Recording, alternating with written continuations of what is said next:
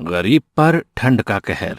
रामू एक बहुत गरीब मजदूर था, जिसके घर में उसकी पत्नी मधु और बेटी रानी रहा करती थी।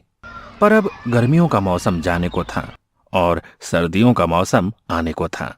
लेकिन रामू टूटी फूटी झोपड़ी में रहता था, जिसकी खिड़की से हवा आती थी और छत से भी। एक दिन रामू की पत्नी मधु रामू से कहती है कि सुनिए जी, ठंड आने वाली है और ठंड में घर के अंदर बहुत हवा आती है, तो आपको घर की मरम्मत करवानी चाहिए। और रामू उसे कहता है कि मैं कल जाकर अपने मालिक से कुछ पैसे उधार ले आऊंगा, ताकि हम अपने घर की मरम्मत करवा सके। यूं ही एक दिन बीत जाता है और अगली सुबह रामू अपनी मजदूरी के काम पर जाता है और वो जिसके पास काम कर रहा था उस मालिक से कहता है कि साहब जी, अगले महीने से ठंड आ रही है और मेरे घर की छत टूटी हुई है, जिससे कि घर में हवा आती है, और अगर मैंने जल्दी उसे ठीक नहीं करवाया ना तो ठंड में बहुत दिक्कत हो जाएगी। रामू की बात सुन मालिक कहता है, अरे तो उसमें मैं क्या करूं?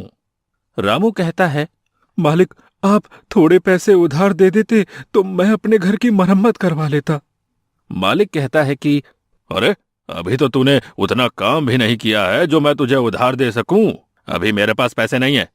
रामू कहता है, मालिक, ऐसा मत करो, आप मुझे कुछ पैसे उधार दे दो। मेरी एक छोटी बच्ची है, मैं और मेरी पत्नी तो ठंड सह लेंगे, पर मेरी बेटी नहीं सह पाएगी।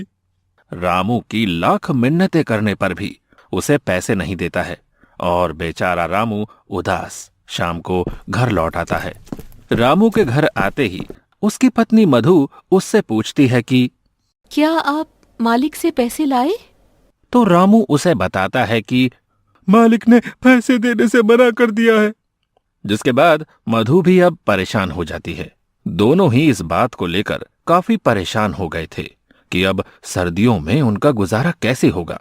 अब रामू मधु से कहता है कि अभी ठंड आने में पूरा 1 महीना बाकी है, तो मैं अगले महीने की 1 तारीख को अपने मालिक से पैसे के लिए बोलूंगा और तब शायद मालिक मना न करे।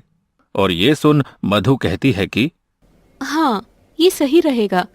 यूं ही रामू को मजदूरी करते हुए 1 महीना और बीत जाता है और जब रामू अपने मालिक से कहता है, मालिक, अब तो पूरा 1 महीना हो गया है और थोड़ी थोड़ी ठंड भी होने लगी है। अरे अब तो आप मुझे मेरी मजदूरी के पैसे दे दो, ताकि मैं उन पैसों से अपने घर की मरम्मत करवा लूं। रामू के इस बार पैसा मांगने पर भी मालिक फिर से कोई नया बहाना कर देता है और कहता है कि अभी मेरे पास सिर्फ ये 500 रुपए हैं, इससे ज्यादा नहीं है। 500 रुपए देखकर रामू कहता है कि मालिक, मैंने तो इस महीने एक भी छुट्टी नहीं की, उस हिसाब से तो मेरे ज्यादा पैसे बनते हैं। लेकिन मालिक उसे अपनी बातों में फंसा देता है और रामू के ज्यादा बहस करने पर उसे काम से धक्के मारकर निकाल देता है। रामू कम पैसे मिलने और काम से निकाले जाने के बाद बहुत परेशान हो जाता है। उसे समझ नहीं आता कि आगे वो क्या करे। यूं ही सोचते सोचते वो अपने घर पहुंच जाता है, जिसे यूं निराश देख मधु कहती है, क्या हुआ, आप पैसे नहीं लाए क्या? रामू मधु को बताता है कि अरे, इस बार भी मालिक ने पूरे पैसे नहीं दिए और तो और मुझे काम से भी निकाल दिया है। ये बात सुनकर मधु चिंता में पड़ जाती है और कहती है कि अब घर कैसे चलेगा और ठंड में हमारा क्या होगा? रामू कहता है, तुम चिंता मत करो, मैं कहीं काम ढूंढता हूँ। इतना कहकर वो उन पैसों से घर में राशन भरवाता है और अब उसके पास पैसे खत्म हो गए थे। कुछ दिनों तक रामू यहाँ वहाँ काम की तलाश में भटकता है, पर उसे कहीं काम नहीं मिलता। वहीं दूसरी ओर अब ठंड भी धीरे धीरे बढ़ने लगी थी और रात के समय रामू के घर में ठंडी हवा खिड़की और छत से आनी शुरू हो गई थी। ठंडी हवा की वजह से अब रामू, उसकी पत्नी और उसकी बेटी पूरी रात ठंड में कांपते रहे। उनके पास एक ही कंबल था, अब उसमें भी ठंड नहीं रुकती थी। एक रात बहुत ठंड पड़ रही थी और तेज ठंडी हवाएं चल रही थी, जिसकी वजह से रामू की बेटी रानी को तेज बुखार हो जाता है और मधु रामू से कहती है, देखिए जी, रानी को बहुत तेज बुखार हो रहा है, वो पूरी तरह तप रही है। रामू कहता है कि अरे मेरे पास तो एक पैसा तक नहीं है, हम रानी को डॉक्टर के पास कैसे लेकर जाएंगे। मधु कहती है कुछ तो करना होगा, वरना रानी की तबीयत रात में और बिगड़ जाएगी। देखिए ना, कुछ तो कीजिए। वो रोने लगती है।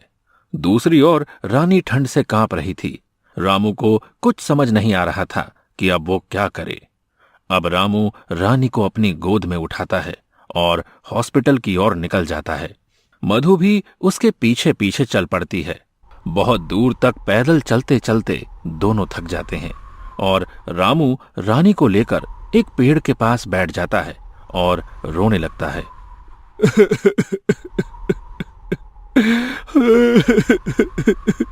मुझे रोना आ रहा है अपनी लाचारी पर कि हमारे पास पैसे नहीं है कि हम अपनी बेटी को हॉस्पिटल तक ले जा सके। रानी के दिल की धड़कनें अब तेज हो रही थी और फिर से रामू उठता है और अपनी बेटी को लेकर हॉस्पिटल की ओर चल देता है। कुछ घंटों चलने के बाद वो मधु के साथ रानी को लेकर हॉस्पिटल पहुंच जाता है।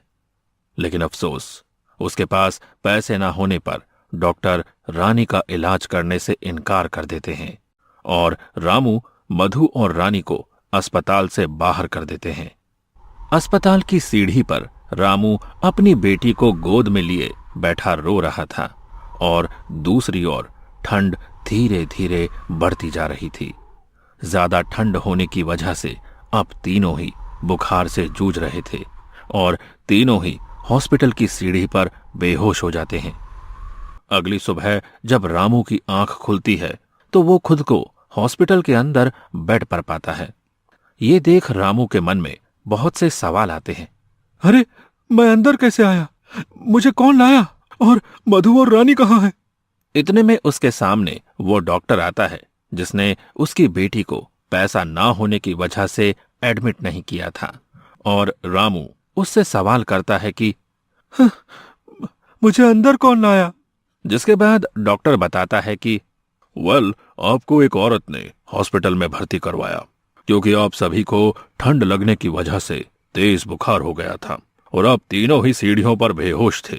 रामू उस औरत के बारे में पूछता है कि वो कौन है, तो डॉक्टर सामने की ओर इशारा करके उस औरत के बारे में बताता है। अब रामू जाकर उस औरत से बात करता है और पूछता है, आपका बहुत बहुत धन्यवाद, लेकिन आपने हमारी मदद क्यों की? तो वो औरत बताती है, मेरा आपके परिवार से कोई रिश्ता नहीं है, लेकिन एक टाइम था जब मेरे साथ भी ऐसा ही हुआ था और मेरी फैमिली बहुत गरीब थी। मैं भी किसी सड़क किनारे ठंड से जूझ रही थी और किसी नेक दिल इंसान ने इसी तरह हमारी मदद की थी।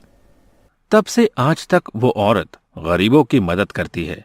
ये सुनकर रामू उसे धन्यवाद कहता है और फिर रामू अपनी बेटी से मिलता है और अपनी पत्नी से भी। अब रामू से वो औरत पूछती है कि आखिर आपके साथ ऐसा क्या हुआ था जो सब इतनी देर रात तक हॉस्पिटल के बाहर बैठे थे?